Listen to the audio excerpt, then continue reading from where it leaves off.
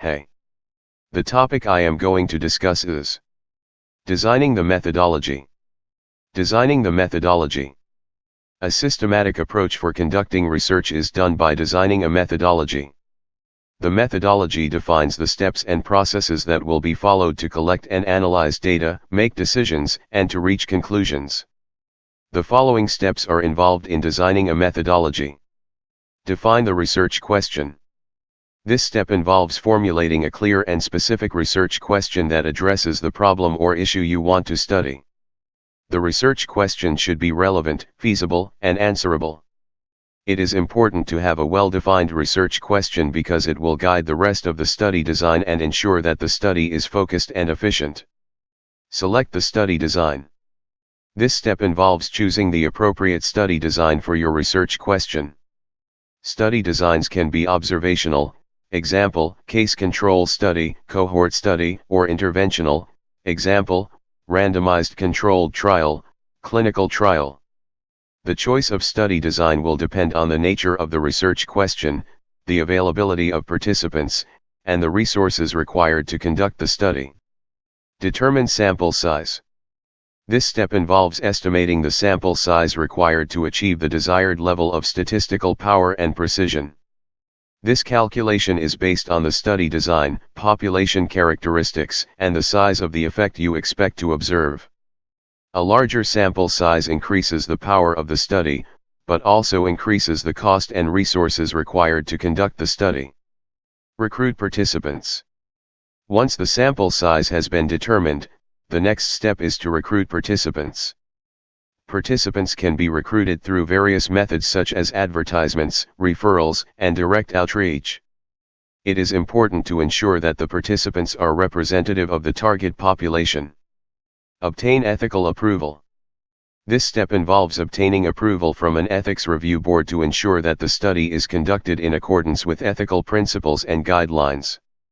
This includes obtaining informed consent from participants, protecting participant privacy and confidentiality, and minimizing any potential harm to participants. Data collection.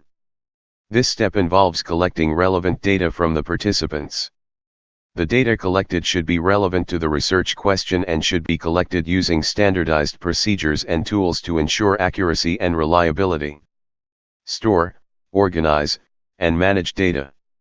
This step involves managing the data collected from the study, including storing, organizing, and protecting the data in accordance with relevant guidelines and regulations. Proper data management is essential for maintaining the quality and integrity of the data and ensuring that it can be used for future analyses. Monitor study participants for adverse events and safety concerns.